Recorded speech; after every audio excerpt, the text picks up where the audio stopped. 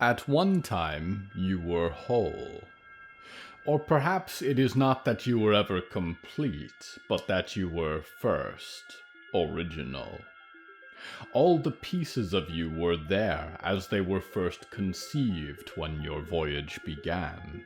But then, in stormy weather, you began to lose small pieces of yourself, a grudge, a belief, a finger, a bone. You were quick to replace them as you noticed they were missing. The spaces of you have rarely stayed empty for long. But as you have sailed ever onward, you have lost more and more. Mentors and loved ones, girlfriends and partners, battles and wars, your body, your sister, your soul. And yet you have always replaced what is lost, and by this you continue to sail over the destroying waters. There is, you have come to realize, no original piece of you that remains. Why then, you wonder, do you continue to sail, if the journey was originally taken on by no part of you? Because it does not change what is right, you have decided. Because the new ship likes to fight the storm as much as the old one did. Because there is still an ocean to cross, and blood in the water, and people worth sailing for on some distant shore, and written across your sides is hello from the Hallowoods.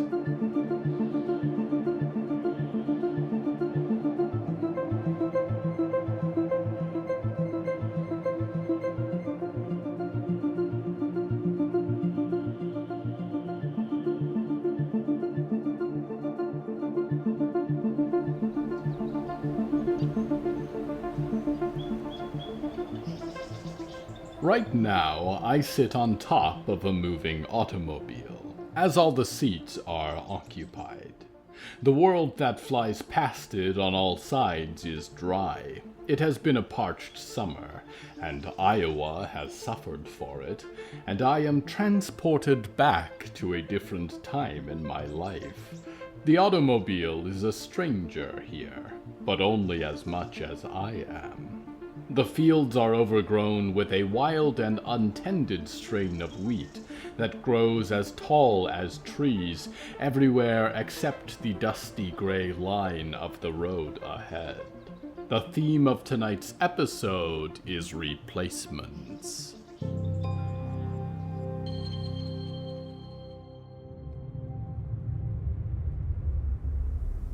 You know what I appreciate about you, Mr. King? Said the crackling voice that came from the supercharged convertible's dashboard. It was the first time Ray had spoken in 2 hours.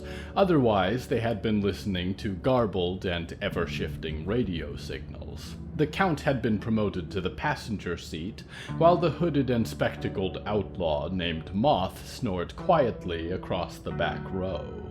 The driver's side sat empty, but the wheel twisted of its own accord. It did not need to twist very much to adjust for the endlessly flat and straight road through the golden plains ahead of them. The wild wheat had grown tall before it starved, betting on rain to arrive and losing it all in the gamble. "What?" said the Count, squinting at the light. "You're not a talker," said Ray. "Don't get me wrong, I enjoy all kinds. Yappers, passenger seat DJs, the oh look at that window watcher. But the rarest kind of guest is the one who has things to say and doesn't feel the need to." "What makes you think I have anything to say?" said the Count. He had been in a down mood for the last day. He had spent a lot of energy and eaten nothing. And the silver he had accidentally ingested was still there, sluggish in his blood, fogging up his mind. He could see almost nothing of his future, and yet chasing him was the rarely seen monster of his past. "You do this thing where you click your lips when you've composed a thought," Ray observed. "and you do that once every 3 or 4 minutes. The Count had never noticed this about himself, and did it again while composing a rude response, and then decided against speaking it. Instead, he sighed. "I am not used to being easily read," he said. "I gather these last few days have presented you with all sorts of things you're not used to," said Ray. "Like talking automobiles and consequences." The Count leaned against the window, and his eyes caught the passenger mirror, but his reflection was nowhere at all.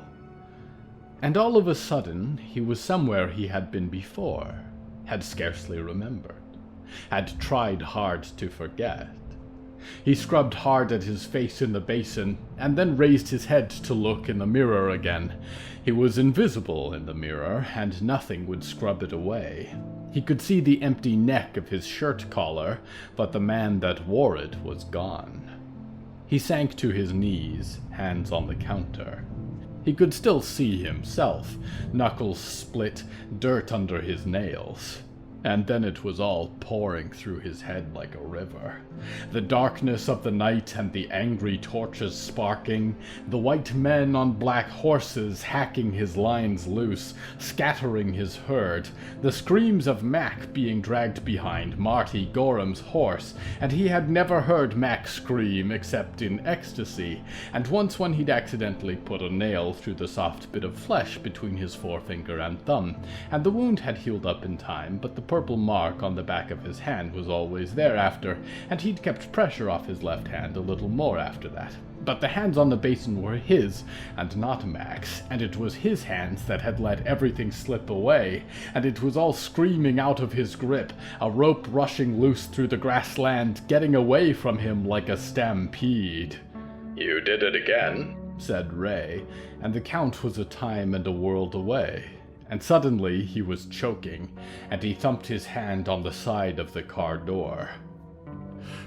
"Pull over," he said, and Ray was talking as he coasted to a stop, popped the passenger door, and the Count fell out of the vehicle and crawled on his hands off the asphalt to take fistfuls of the dry soil of the Midwest, and wept against the earth. An overwhelming, choking, thought-killing sorrow. Mac was dead and gone, and the herd was gone. And they should never have come here, should have known that they had crossed too far into territory where two black cowpokes would be hunted like the war had never happened. He should have known it was coming, should have seen it in the horizon, but he'd been blind and they had both paid a terrible price for it. There was also no way of knowing which of the Gorham gang the blood on his hands, the blood that stained his lips, ran down his chin and neck and shirt belonged to. He had flown through them like a knife thrown in the night, tearing flesh with his own teeth, ripping apart skin with his bare hands, snapping and shattering their bones, drinking deeply of their putrid blood, as if it would make up for the 2 miles of road watered by the blood of Mac.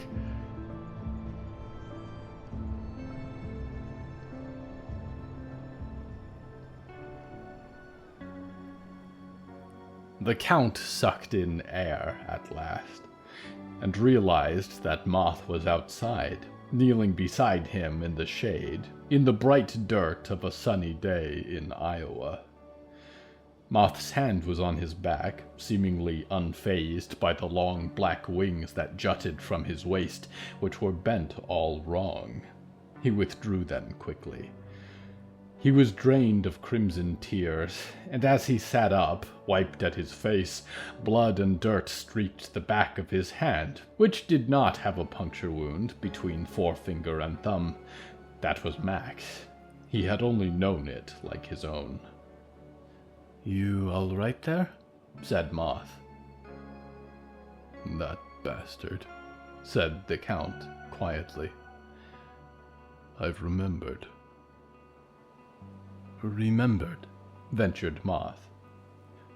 "What he whispered to me," said the Count on his knees, and closed his eyes. "The humble boot. The goddamned humble boot. He said something, when we dueled, and it's ruined me." "I see," said Moth, brows furrowed. Moth raised a corner of Moth's black cloak to wipe gently at his face, and he did not stop Moth. "What did he say?" "Lewis," he said. "He said Lewis, which is my name. I'd quite forgotten." They were quiet for a long moment, and he squinted at the glaring bright sky. It hurt to look at. Moth said nothing, but took off Moth's round red spectacles and silently offered them to the Count, to Lewis. Lewis took them, giving Moth a skeptical look. It was a curious gift, but Moth seemed neither happy nor sad. He slid on the red glasses. The daylight was easier on his eyes, and he appreciated the veil, the pretense of separation between his soul and the world. But unlike the polarized gleam of a motorcycle visor, the red ones were clear enough for the world to see him. No longer shielding his eyes, he looked up to the object casting the shade they had stopped in, and realized it was a billboard by the roadside. Unlike the field and the road, the billboard was fresh, and its colors shone brightly as the screen buzzed boldly against the sunshine. It depicted a woman in a red business suit, a black kerchief around her neck, red heart-shaped sunglasses, but a face with wiser wrinkles around her pursed red lips. A bob of blonde hair fell from beneath her velvet hat, and she wore a pin of the American flag on her lapel, and the text beside her said in bold letters, "Lady Ethel Mallory for Queen of America."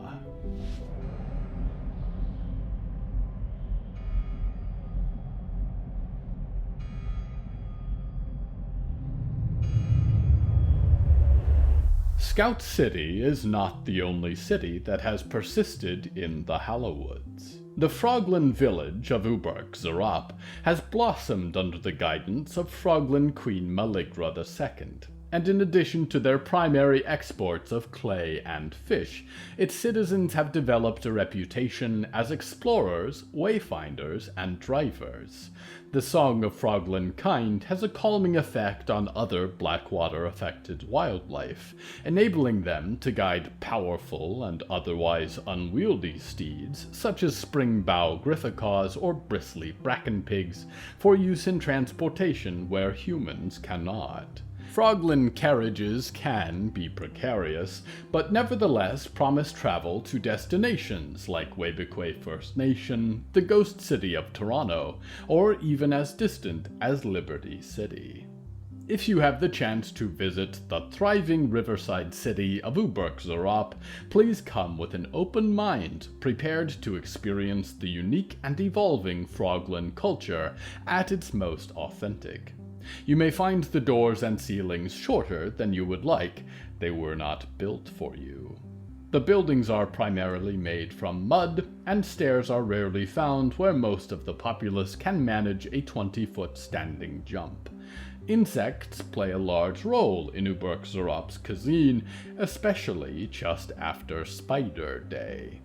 Please do not confuse Uberk-Zarop with the northern Froglin village of Lolg-U-Murg, which is home to the Temple of Lolg-Malolg. You can denote the worshippers of Lolg-Malolg by the black mud which they use to stain their faces, and the more green eyes than frogs would usually have, and in places they do not belong. Lolg-Malolg's attempts to sculpt life are clumsy by comparison to a true artist, and her approach is much to see what sticks. We go now to one who is planning an empire.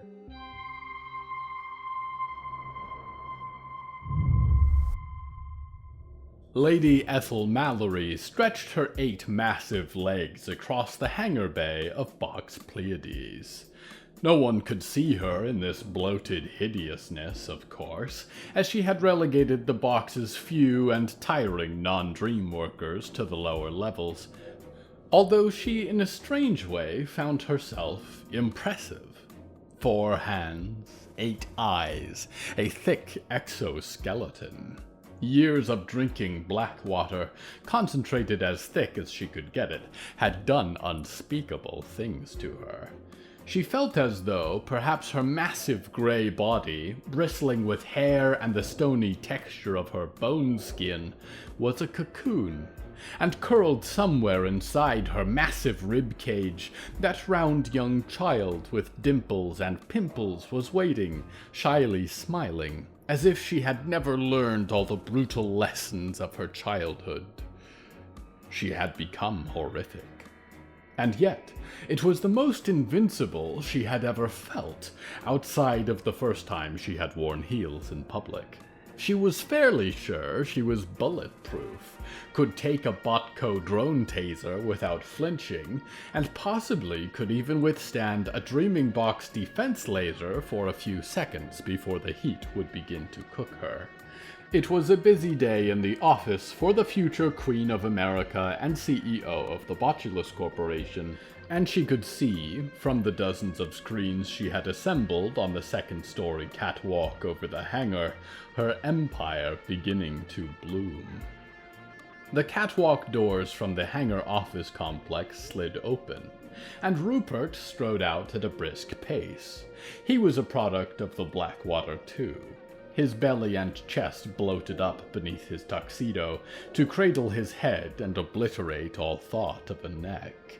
A blackened tumor of a man, and beady all-black eyes winked from his wrinkled and ruined face. "Box Origa is ready for their deployment tonight," he said, coming to a stop, tailcoats almost trailing behind him, white-gloved hands folded. "Botco still has not managed to evict us from the Prime Dream or their operating systems. Your benefactor was most courteous regarding the back doors." "Good," Lady Ethel purred. "It's Box Origa tonight, and then tomorrow Box Angula, Box Noctua after that?" "Quite so," said Rupert. "And at this rate, one Dreaming Box a night, we will have closed in on his territory in California within approximately a year and a half. A frighteningly quick time frame. There are, of course, outstanding issues with scaling up our barely incorporated supply line overhaul."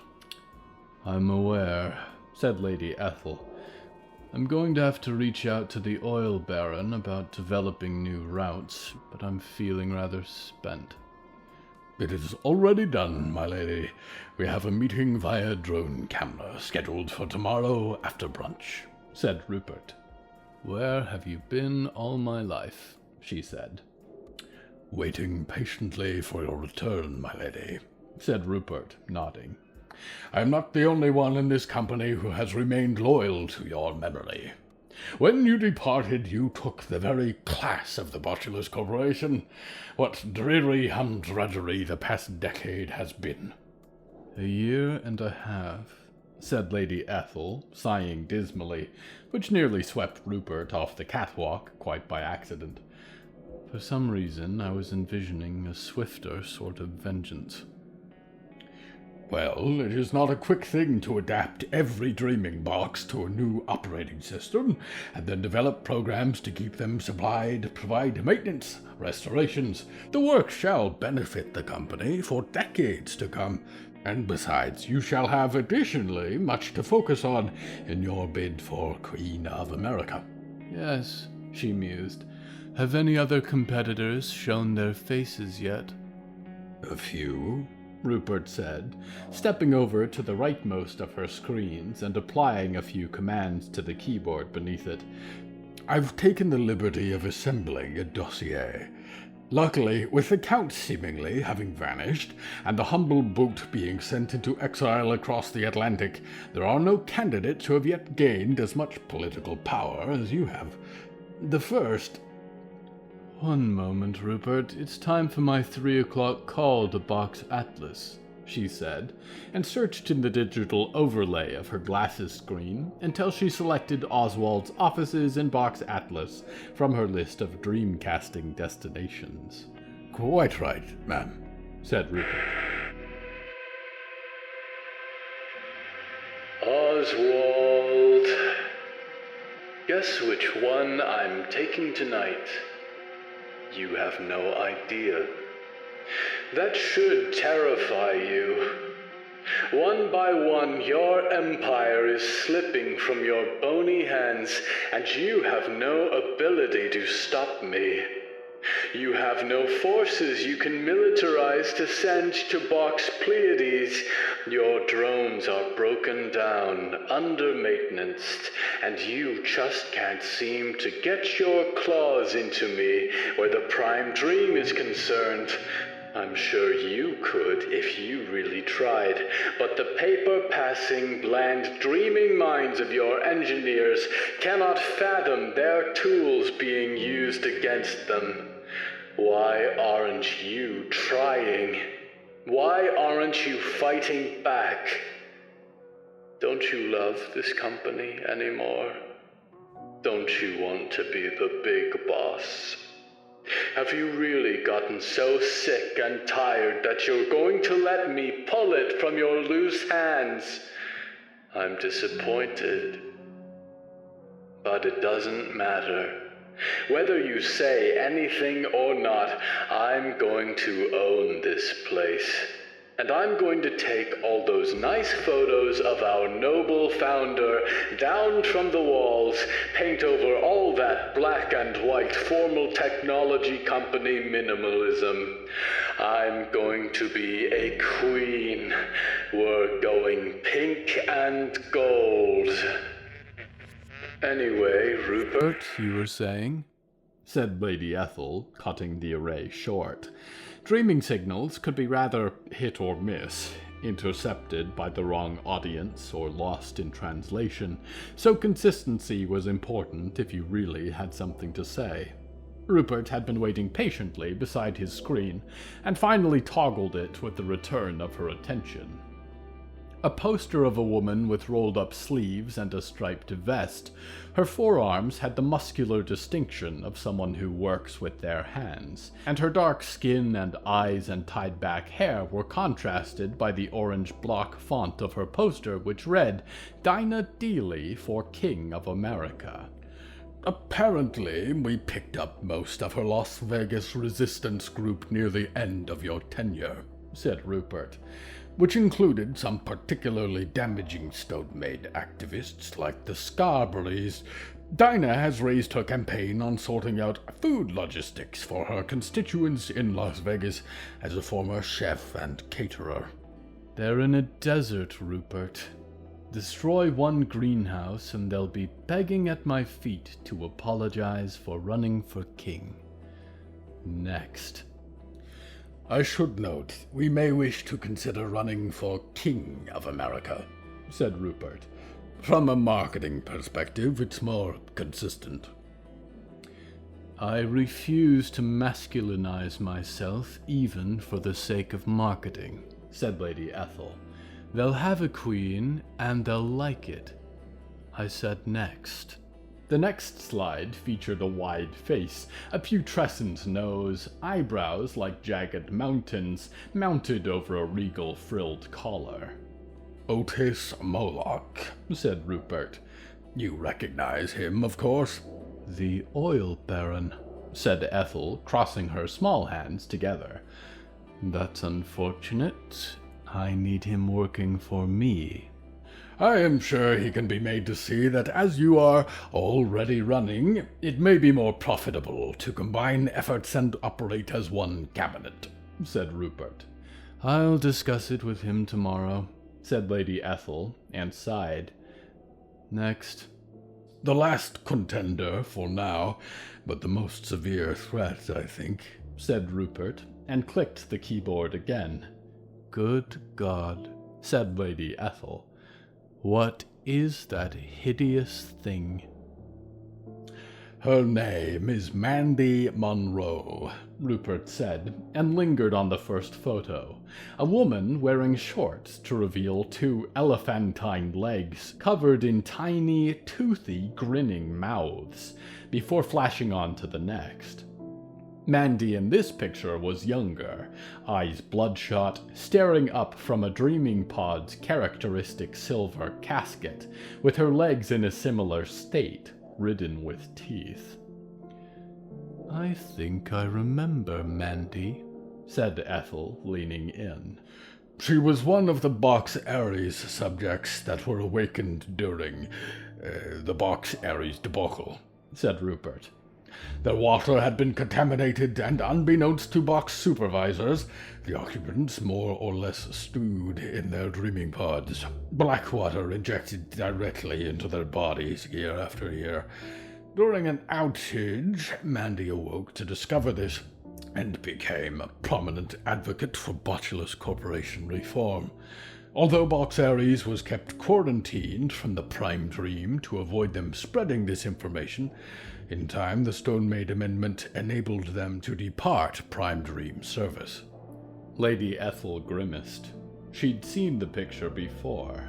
It was the day she'd learned that the outage she had caused, a small gambit to set the Stone Maids up as a threat and retain the relevance of her job position, had in fact let thousands of happy dreaming family members realize that their bodies were festering while they dreamt, and they could not be returned to the Prime Dream to share that choice information to others, lest the entire Prime Dream come undone. An entire dreaming box wasted, taken off the grid. "What's she campaigning on for King of America?" said Lady Ethel. "Her legs," said Rupert, flap of eyebrow raised, blistering mouth flapping, "which have developed 72 toothy lesions. She is an advocate for Blackwater awareness, and the idea that these mutations are part and parcel for the age, nothing to be afraid of. Blackwater-affected people are, as you know, a vast demographic, perhaps larger than we will ever precisely be able to calculate." "Well, she's not the only one," said Lady Ethel. "I mean, look at me." "I must remind you, you are not the you the public knows," said Rupert, and waved a hand at another screen, where her Prime Dream avatar, blonde and perfectly human, looked serious at the screen. "We could alter your advertising strategy if that is what you—" "No, it's all right," Lady Ethel said, raising a small hand quickly, although a big hand went with it, which was almost as large as Rupert and made him flinch. "I'll stay how I am. It's not about demographics anyway. It's not a vote. It's a challenge." "In the short term, to become queen, yes," said Rupert. "To stay queen, you will have to rule through might or right. Appeasing the general audience will be crucial for a sustained reign." "Rupert," she said, eyes alighting on a small screen to the top left. It was one that had held a black box within a gray box for as long as it had been online, and a thin gray line. But now it was filled with a red spiral of light. Rupert fell silent as he noticed it too. Box Atlas was responding with a dream signal of their own. She had been taunting him for weeks without so much as a flicker of a response. Immediately, Rupert's presentation was done, and she activated her glasses and listened. "Hello," she said. "Oswald? Are you there?" Only silence met her on the other side. A dull, almost noiseless tone. The sound of a room. "What?" she said. "Nothing to say? Not even a welcome home?" "Rupert, is the interpretation working correctly?" she said, half rousing. "It all appears to be in order," said Rupert. And yet there was only silence to be heard. Don't worry, she said. We'll get the chance to talk in person soon. And then she closed the connection and watched the screen. A few moments later, the silence too went dead on the signal screen for Box Atlas. Rupert, I'm changing our timeline, she said. Ma'am, he said. That slob can't be bothered to say a word to me, she said. It's been a decade and a half, Rupert, since he threw me out. Since he ruined my life and ran this company into the ground. And yet he's still too good to talk to me. I worry about any changes to our long-term strategy without proper... Rupert began, but she was alive then, massive legs moving, rising in the hangar. Get me a carrier, she said. We take California next.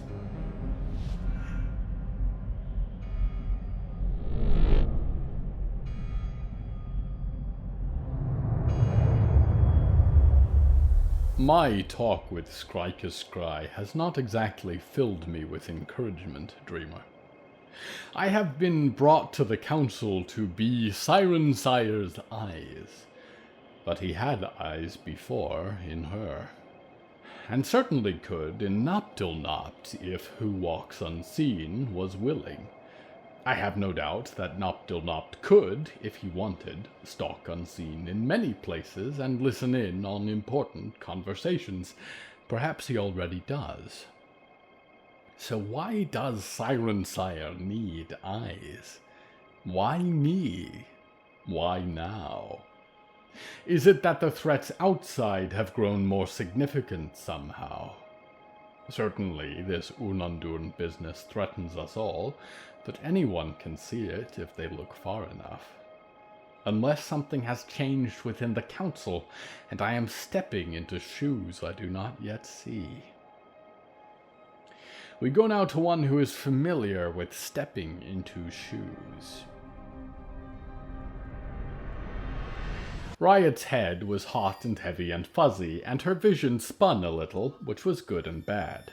It was good in that it indicated she was alive, really alive, and not some sort of undead person who didn't need blood or an unwhacked head to function. The bad was that right now, clarity was what she needed. Clarity and strength, and after her fight, she was short on both. A sharp loop of cable had been wrapped around her wrists and forearms, which had bit several bloody lines into her skin, although it was not as thin as the razor wire the quartet had used in some of their killings. She was able to roll, at least, so that she lay on her side on the floor of the small stone chapel, looking down to a few rows of pews to the black altar, the massive shape of the pipe organ, the figure that sat on the stone steps. If there's 5 of you, you're really going to have to get a new name, she said, and promptly received another boot to the head from Brass, which did not help her dizziness situation. Quiet, he said. He had put the mask back on, but it was still thick with mud caked in its brass knobs, and he reeked of the powerful musk of a Grifficaw, which was somewhat akin to being choked with a bushel of rancid hay. Show some respect. The 5th string wore a mask of metal sunflowers made from cut-up trumpet heads, and had, bizarrely, a 3rd arm protruding from the robes in the center of her chest, made of skeletal silver bones. It was not doing anything except for slowly stretching its fingers in the air while the 5th string grunted, which Riot found deeply uncomfortable. Holy fuck, said Riot. What's wrong with her? Only that I was insufficient, said the 5th string from the steps. The mask must have been heavy. She seemed barely able to lift her head to look at Riot. He knows you are here. Bring her closer. The arm withdrew, rather suddenly, into her robes, until only a few silver fingers peeked from a fold in the fabric. There was that wrenching sensation as Brass took the wire she was tangled in and dragged her across the chapel floor to practically throw her at the feet of the fifth string. "Some place you've got," said Riot, glancing around. "Let me guess, great acoustics?" The fifth string sat up slowly to inspect her. "You died," she said. Riot blinked at that and shrugged, winced as she did. Something was deeply torn up in her shoulder, and her body had been brand new, too. Well, recycled, anyway. "Yeah, it was nice," she said. "Saw some old friends, talked about jellyfish. Now I'm here, and I've got a job to do." "Are you Riot Maidstone or Clementine?" said the fifth string. "Clementine would have delighted to make it here, to the end of her case." "Half of each, really," said Riot. "Consider me half delighted." There was a kick from Brass again, but she twisted to avoid it, and the fifth string raised a non-creepy hand in warning. Brass took a step or two back. She felt inspected somehow, like a bug on a white wall. "How?" said the fifth string, leering down. "How was this done? You are a salvation." "Dead girls never tell," said Riot, squinting. "You will," said the fifth string, lying back on the dais. "We attempted something similar, to cheat death." She reached up with pale, thin fingers to pull away the robes at her midsection. Brass averted his eyes, but Riot stared.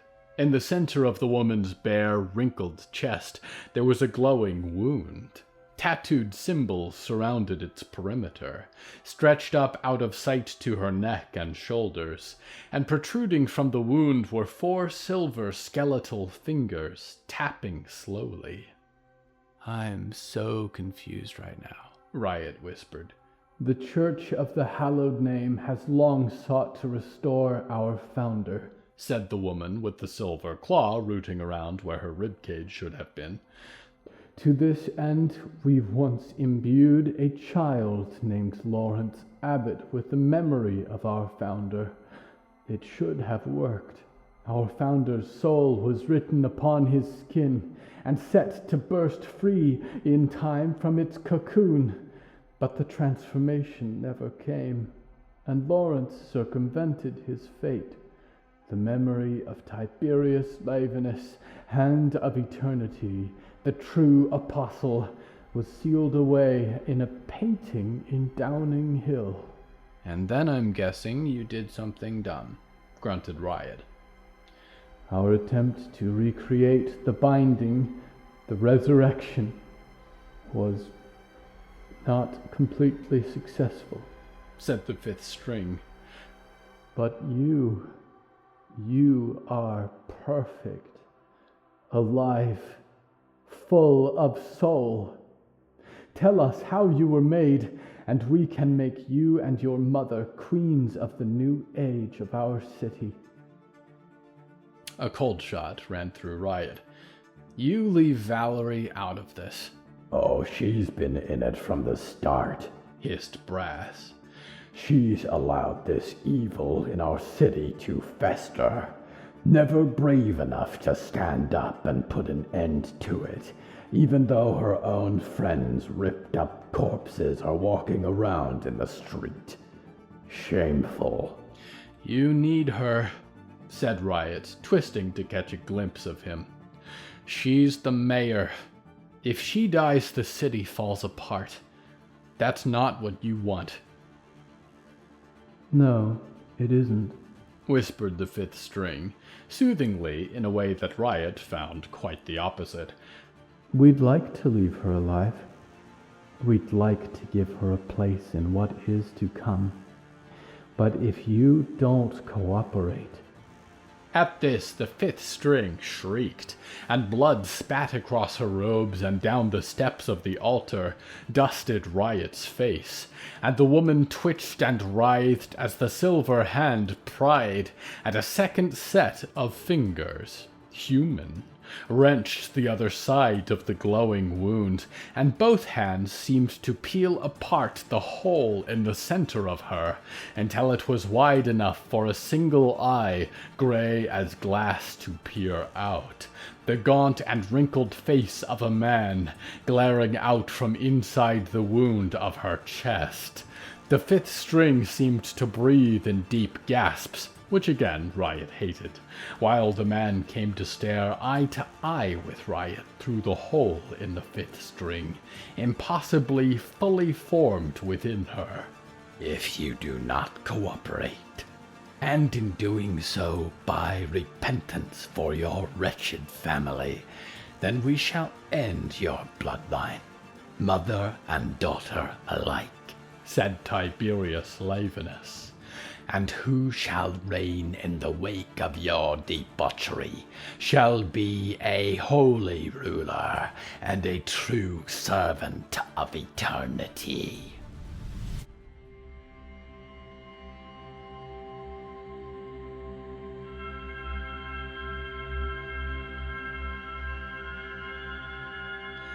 Replacement. I know, dreamer, that as soon as my voice ends, your nightmares will move into perhaps more pleasant dreams or darker depths. Would you prefer them? Do you regret yet that I chose you?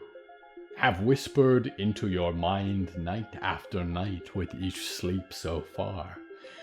Do you wish it were someone else? I cannot speak for what you think of me, but I do know that I am glad it has found you. I speak in dream this way across the universe, and yet for each dreamer I cannot speak to your mind without knowing it, cannot pronounce without hearing in turn a touch of your own mind, a fear, a wish, a memory of the sun. And from what I know of you, dreamer, I do not wish it had found different ears. I think it will matter one day that it was you. I am sorry, but it will.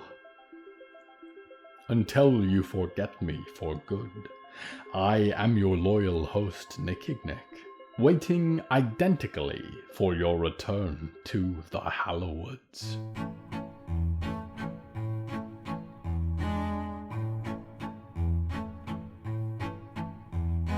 Hello from the Hallowoods is written and produced by William A. Wellman. Hello, that's me. If you enjoyed this show, please don't forget to follow it and share it with a friend. The bonus story that goes with this episode is called The Field, and is available on the show's Patreon at patreon.com/Hallowoods. Because we operate without ads or sponsors, our supporters are all that keeps this show going. Plus, supporters get weekly bonus stories, access to our weekly Q&A live stream, behind-the-scenes content, exclusive merch, and even more. Merchandise and episode transcripts are available at hellofromthehallowoods.com. You can even find us on social media at @thehallowoods. Music is used under license from artlist.io. Until next time, dreamers, please make sure to put a mark upon your arm in permanent marker that only your friends know, and then show it to them discreetly. It will help them tell you apart from your doppelganger, or if you are the doppelganger, from the real you.